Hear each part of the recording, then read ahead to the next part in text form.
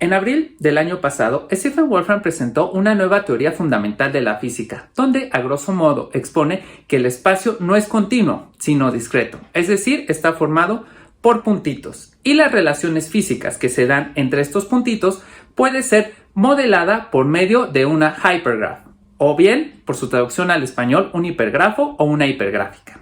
Como breve paréntesis cultural, en México, en específico en la UNAM y en la UAM, se le dice gráfica en vez de grafo. Esto en honor a Victor Neumann, que fue uno de los pioneros de la teoría de gráficas y de la combinatoria en México. En este video veremos primero la definición de una hipergráfica para posteriormente pasar a ver un ejemplo sencillo de esto. Sin más, comenzamos. Las hipergráficas son una generalización del concepto de gráficas. Recordemos que una gráfica está formada por un conjunto V de vértices, que son los puntitos, y un conjunto E de aristas que unen estos puntitos.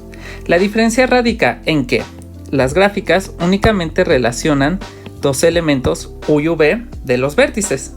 En el caso de las hipergráficas se permite que las hiperaristas relacionen 1, 2, 3 o más objetos. Es decir, se admitiría que una hiperarista relacionara 3 objetos.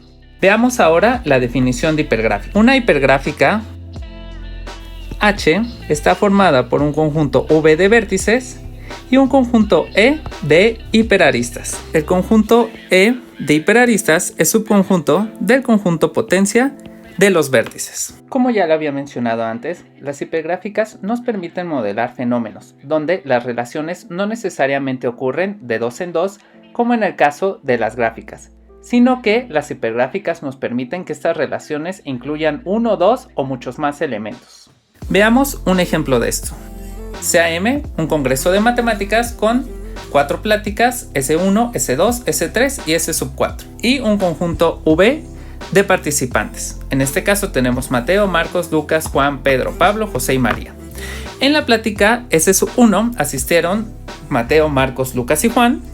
En la plática S2 asistieron Pedro y Pablo. A la plática S3 asistieron Mateo, José y María. Y por último, a la plática S4 únicamente participó Juan.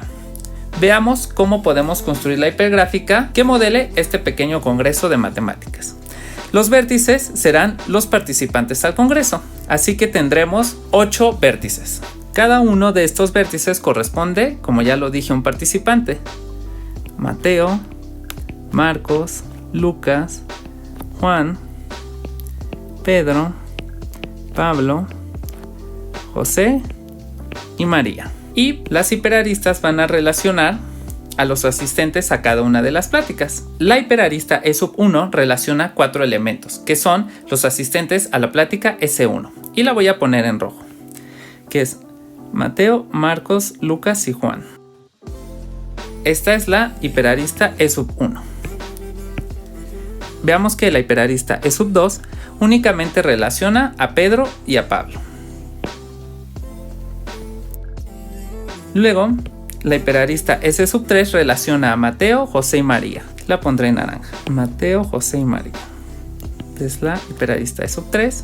Y por último, la hiperarista E4, que será un loop en el vértice que corresponde a Juan. Así es como se ve la hipergráfica H correspondiente a este pequeño congreso de matemáticas. En un próximo video veremos ejemplos mucho más elaborados, como pueden ser las tripletas de Steiner, o bien ejemplos de la física que pueden ser modelados por medio de hipergráficas.